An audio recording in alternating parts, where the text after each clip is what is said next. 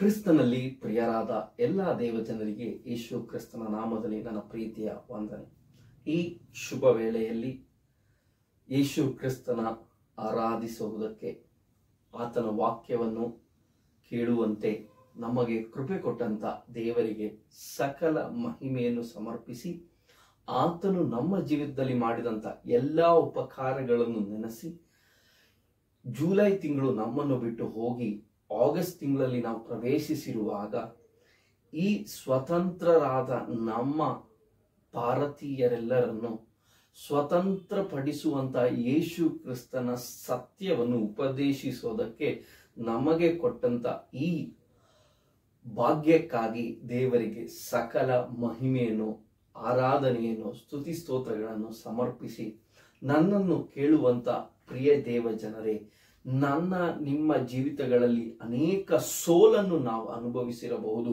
ಅನೇಕ ಸೋತು ಹೋದಂತ ಅವಸ್ಥೆಗಳಲ್ಲಿ ಆಗಿದ್ದು, ಕಣ್ಣೀರಿಂದ, ಪ್ರಯಾಸದಿಂದ ಜಯ ನಮಗೆ ಬೇಕು, ಜಯದಿಂದಲೇ ನಾವು ಮುಂದಕ್ಕೆ ಹೋಗೋಕ್ಕಾಗಬಹುದು, ಜಯವಿಲ್ಲದೆ ಹೋದರೆ ನಮ್ಮ ಜೀವಿತದಲ್ಲಿ ಯಾವ ಒಂದು ಬೆಳವಣಿಗೆ ಇರೋದಿಲ್ಲ ಎಂಬ ಅನೇಕ ಚಿಂತೆಗಳು ಚಿಂತಿಸಿ ನೋವು ಪಟ್ಟು ಕಣ್ಣೀರಿಂದ ದುಃಖದಿಂದ ದೇವರ ಸನ್ನಿಧಿಯಲ್ಲಿ ಆದಂತ ನಮ್ಮನ್ನು ಇವತ್ತು ದೇವರು ಸಂತೈಸೋದಕ್ಕೆ, ಸಹಾಯ ಮಾಡೋದಕ್ಕೆ, ಆಶೀರ್ವದಿಸೋದಕ್ಕೆ, ನಮಗೊಂದು ಜಯವನ್ನು ಕೊಡೋದಕ್ಕೆ ಆತನು ನಮಗಾಗಿ ಇಳಿದು ಬಂದಿದ್ದಾನೆ. ಆತನ ವಾಕ್ಯದಿಂದ ನಮ್ಮನ್ನು ಪ್ರೋತ್ಸಾಹಿಸಿ, ನಮ್ಮನ್ನು ಶಕ್ತಿಪಡಿಸಿ, ನಮ್ಮನ್ನು ದೃಢಪಡಿಸಿ, ನಮ್ಮನ್ನು ಆಶೀರ್ವದಿಸೋದಕ್ಕೆ ವಾಕ್ಯವಾದಂತ ದೇವರು ನಮ್ಮ ಬಳಿಯಲ್ಲಿ ಬಂದಿದ್ದಾನೆ. ಈ ವಾಕ್ಯವು ನನ್ನನ್ನು ಬದಲಾಯಿಸುತ್ತೆ, ಈ ವಾಕ್ಯವು ನನ್ನನ್ನು ಆಶೀರ್ವದಿಸುತ್ತೆ, ಈ ದೇವರ ವಾಕ್ಯವು ನನ್ನ ಜೀವಿತದಲ್ಲಿ ಒಂದು ಬದಲಾವಣೆಯನ್ನು ಉಂಟು ಮಾಡುತ್ತೆ. ಈ ದೇವರ ವಾಕ್ಯವು ನನ್ನನ್ನು ಬೆಳವಣಿಗೆಗೂ, ಜಯಕ್ಕೂ, ಸೋಲನ್ನು ಜಯಿಸೋದಕ್ಕೂ, ನನ್ನ ಜೀವಿತದಲ್ಲಿ ಬಂದಂತ ಎಲ್ಲ ಕಷ್ಟಕ್ಕೂ, ನಿಂದೆಗೂ, ಅವಮಾನಕ್ಕೂ ಒಂದು ಉತ್ತರವಾಗಿ ಮಾರ್ಪಡುತ್ತೆ ಎಂಬ ನಂಬಿಕೆ ಇರುವವರಿಗಾಗಿ ನಾನು ದೇವರಿಗೆ ಸ್ತೋತ್ರಗಳನ್ನು ಸಲ್ಲಿಸುವವನಾಗಿದ್ದೇನೆ.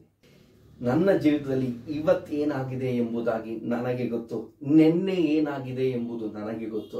ಆದರೆ ನಾಳೆ ನನ್ನ ಜೀವಿತ ಹೇಗಿರುತ್ತೆ, ನಾನು ಹೇಗೆ ಮಾರ್ಪಡುತ್ತೇನೆ, ನನ್ನ ನಾಳೆ ಬೆಳಗ್ಗೆ ಹೇಗಿರುತ್ತೆ ಎಂಬುದು ನನಗೆ ಗೊತ್ತಿಲ್ಲ, ನನ್ನ ಸುತ್ತಮುತ್ತಲಿರುವ ಜನರಿಗೆ ಗೊತ್ತಿಲ್ಲ.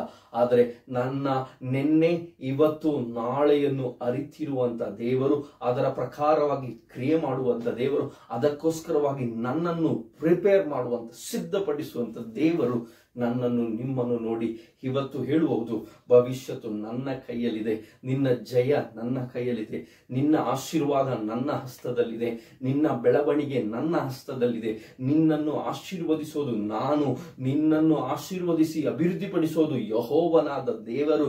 ಆ ದೇವರ ನಂಬಿಕೆ ಇವತ್ತು ನಮ್ಮಲ್ಲಿ ದೃಢವಾಗಲಿ, ಇನ್ನೂ ಧೈರ್ಯಗೊಳ್ಳಿ. ನನ್ನನ್ನು ಕೇಳುವಂತಹ ಪ್ರಿಯ ದೇವಜನರೇ, ದೇವರು ನಿಮ್ಮನ್ನು ಆಶೀರ್ವದಿಸಲಿ. ಈ ವಾಕ್ಯವನ್ನು ಶ್ರದ್ಧೆಯಿಂದ ಕೇಳುವಾಗ ನಿಮಗೆ ಬಿಡುಗಡೆ, ಆಶೀರ್ವಾದವನ್ನು ಪರಲೋಕದ ದೇವರು ದಯಪಾಲಿಸುವನು ಎಂಬ ನಂಬಿಕೆ ನಮ್ಮಲ್ಲಿ ಉಂಟಾಗಲಿ. ಇವತ್ತಿನ ವಾಕ್ಯ ಚಿಂತೆಗಾಗಿ ನಾವು ಆರಿಸಲ್ಪಟ್ಟಿರುವಂತಹ ದೇವರ ವಾಕ್ಯ ಪ್ರಕಟಣೆ 12ನೇ ಅಧ್ಯಾಯದ 11ನೇ ವಾಕ್ಯ. ಪ್ರಕಟಣೆ 12ನೇ ಅಧ್ಯಾಯದ 11ನೇ ವಾಕ್ಯ. Book of Revelation chapter 12 verse 11. ನಾನು ನಿಮಗಾಗಿ ಓದುತ್ತೇನೆ. ನಮ್ಮ ಸಹೋದರರು ಕುರಿಮರಿಯಾದಾತನ ರಕ್ತದಿಂದಲೂ ತಮ್ಮ ವಾಕ್ಯದ ಬಲದಿಂದಲೂ ಅವನನ್ನು ಸೋಲಿಸಿದರು. ಅವರು ತಮ್ಮ ಜೀವವನ್ನು ಪ್ರೀತಿಸಲಿಲ್ಲ, ಅವರು ಮರಣಕ್ಕೆ ಭಯಪಡಲಿಲ್ಲ.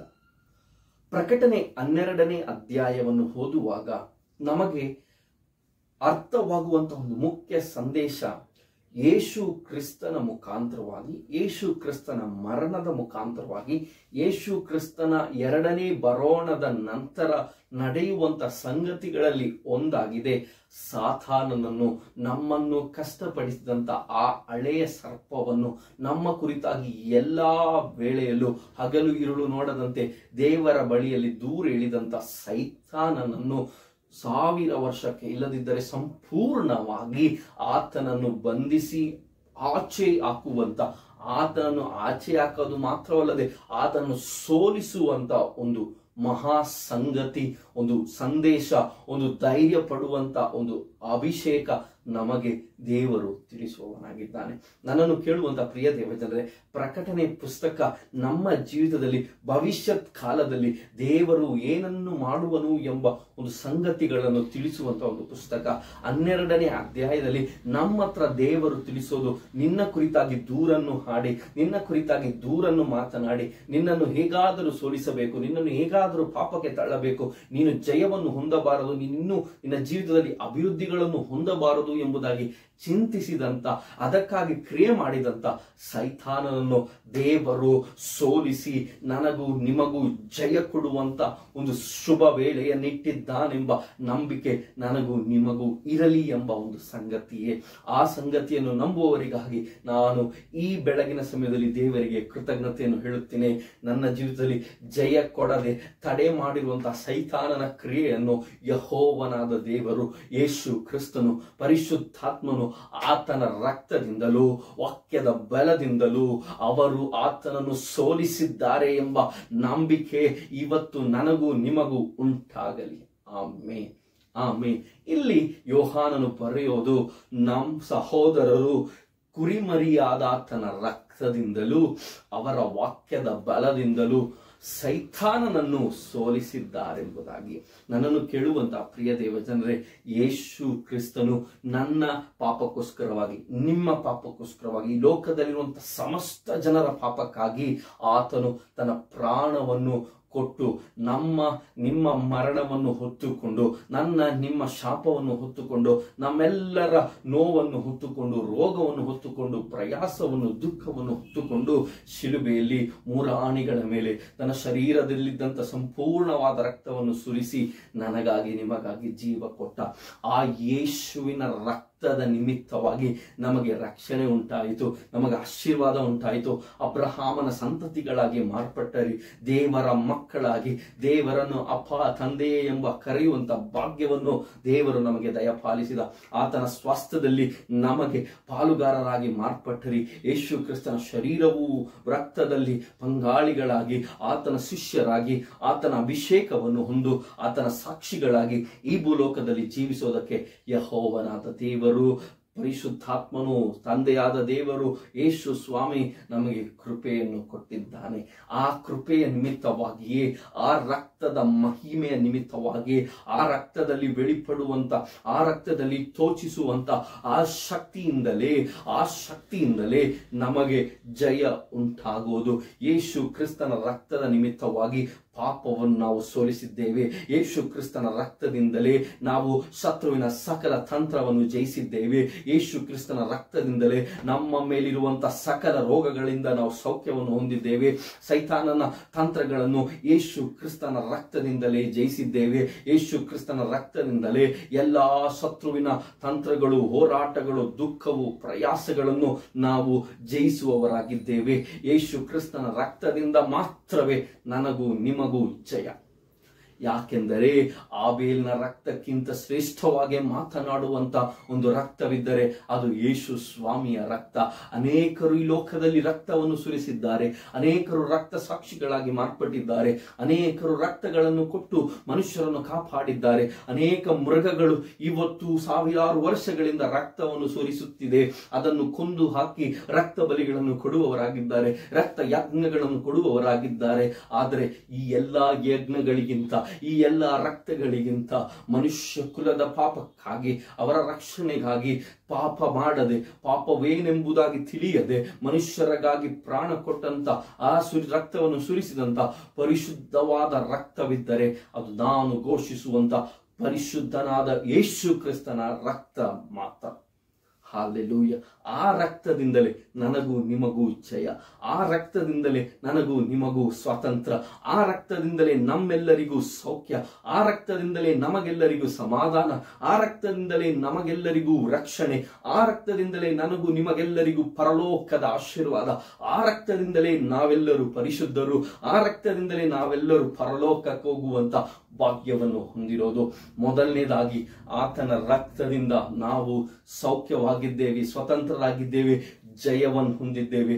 ಎರಡನೇದು ವಾಕ್ಯದ ಬಲದಿಂದ.